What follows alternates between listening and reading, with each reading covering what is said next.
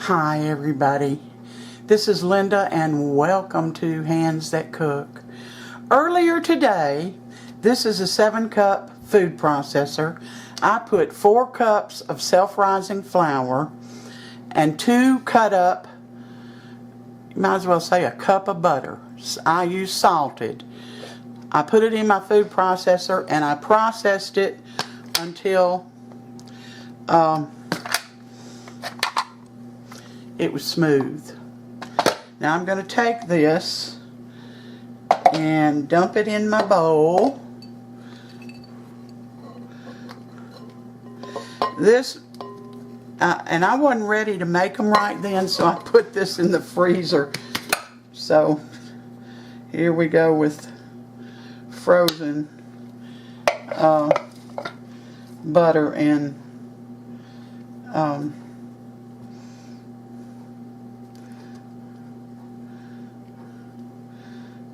flour. But we're gonna work this and see how it does. Alright.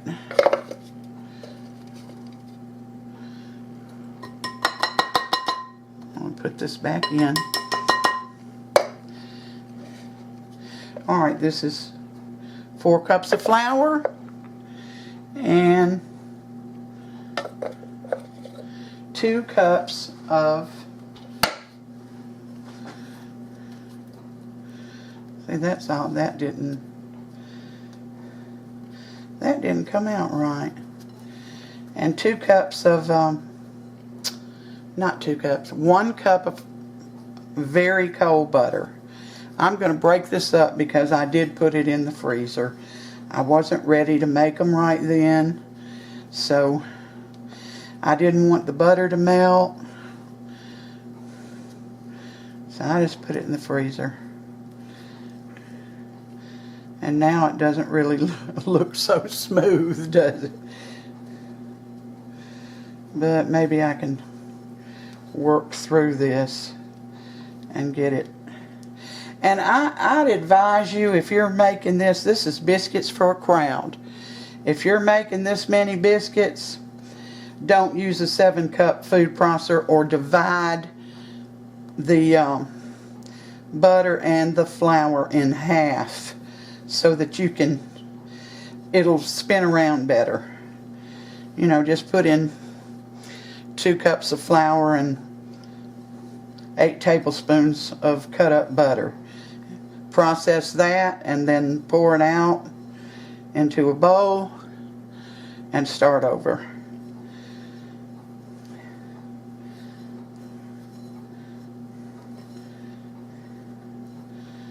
Alright.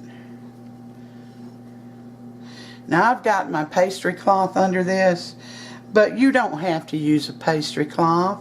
You can use your countertop, a clean countertop, or you can use wax paper. Either one, whatever you choose to do. I'm going to take you off camera for a bit and get this broken up better. The fastest way to do that was to sift out those big lumps, put them back in the food processor, and let the food processor get them out. So, here we are with our 4 cups of flour, self-rising flour, and 2 sticks, which is 16 tablespoons of salted butter. I've got 2 cups of buttermilk. I made a little well in here. I may not use all this. Then again, I may, but I saved a little bit out. And we're going to get this mixed up. I've got my oh God, y'all, I can't. My little board here, this pastry cloth, I've got it heavily floured. Heavily floured.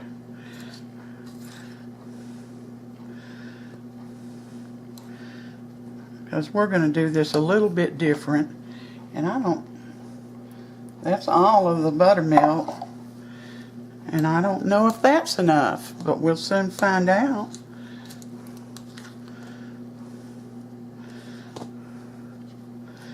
You want all of this flour absorbed in the buttermilk.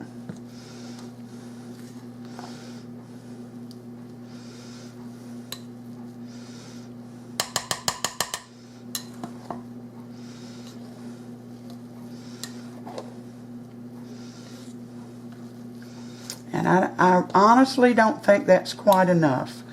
I don't think this is loose enough. See, I see dry flour underneath. So I'm going to get that buttermilk back out. And we're going to add a little bit more. I'll measure it. But honestly, you cannot tell how much liquid you're going to use because it depends on the humidity in the air and in the flour. So this is another half a cup. I didn't add quite half of it.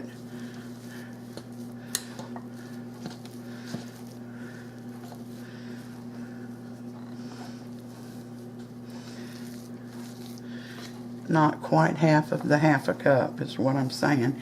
Because I just want to get it where it's yeah,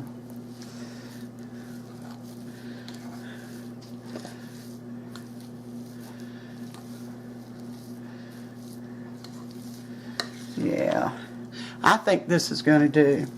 So I'll say for me it took 2 1/4 cups of buttermilk. Before I get my hands all messed up, I'm going to take this and pour it on the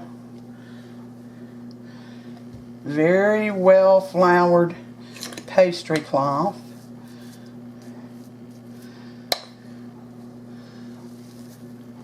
Now you look at the consistency of this, because this is how you're going to want yours to look. Go ahead and preheat your oven to 450 and grease a baking sheet. Let's see.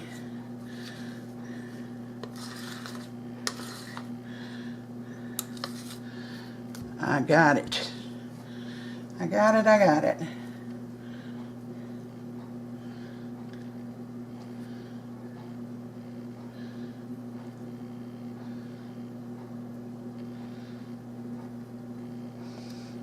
Okay.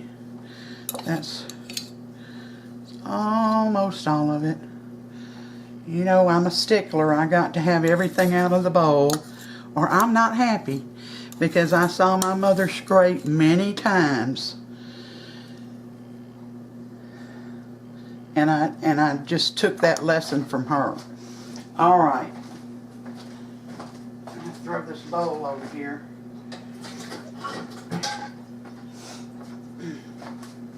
Now, I got all this flour down here. I should have left some out and I didn't. Before you ever get your hands on this flour, you're going to sprinkle some more on the top of it, because this is wet and sticky and you don't want to work with it that way.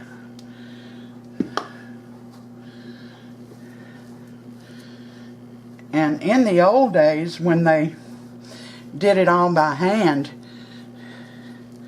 they touched this flour as little as possible. Let's get down here. So I got out my rolling pin, but I'm probably not going to use it. This should be about a ½ inch thick, and you can do that with your hands, but if you don't like all these little handprints on it, do it with a rolling pin. Alright, I got my cutter. I got a little bit of flour over here, and I'm going to start cutting out these biscuits straight down.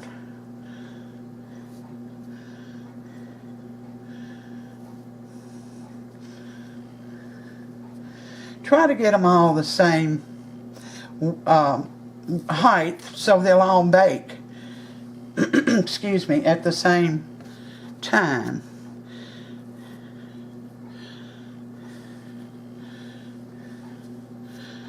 Here we go.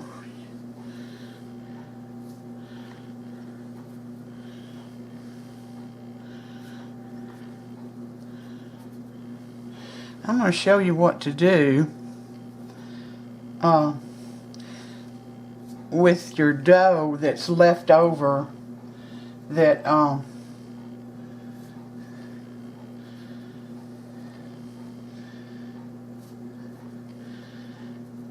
you have enough to make another biscuit, but if you gather this up like I've seen so many people do,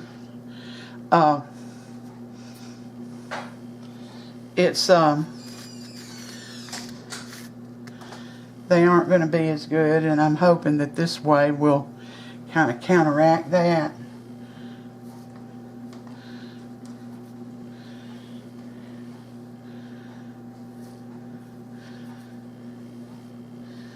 Let's see, I'm going to move this down a little bit.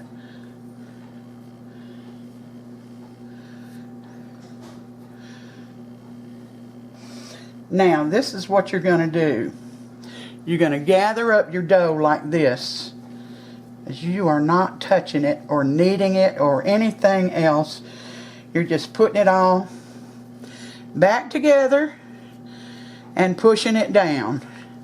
That's all you're doing. So you're not working the dough.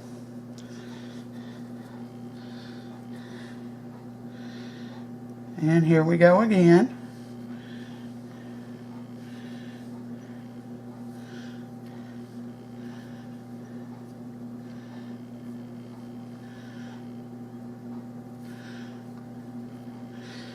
Alright, now I'm going to get these on my baking tray, and I'm going to do the same thing with this leftover flour. Gather it up like this.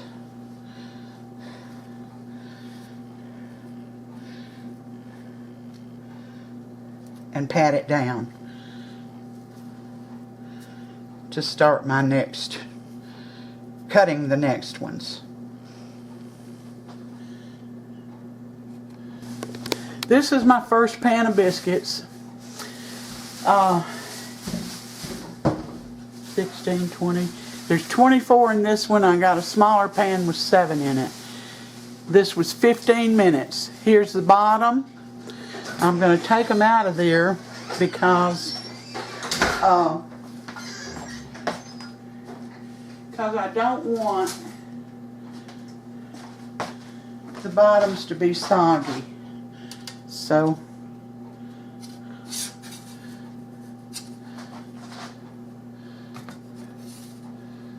ooh.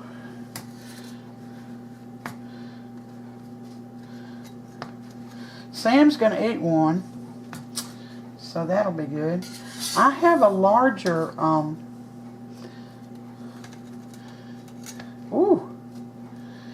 pan to cool them off with, but you know, I couldn't find it.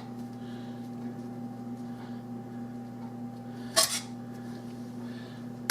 see if I can get these. I'll turn them over.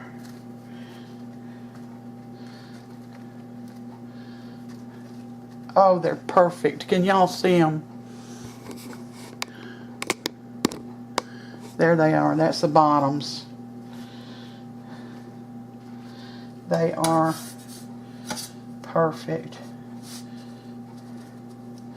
I'm going to look one other place, which would be in the bottom of my stove, which I don't usually put anything in there, but you never know. In the meantime, they're kind of floury on top, but that doesn't hurt a thing. You can brush them with butter and get rid of that flour. But I'm not going to do it. So let me see if that's under there. Goodness gracious. There it is, and I can't reach it because it's too far under. We'll just have to leave them like that, y'all.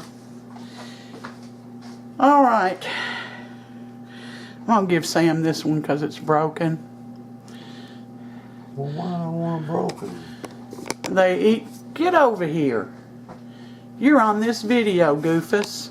Let's see the inside of that biscuit. They sure are good. There it is. Take another bite and let's see.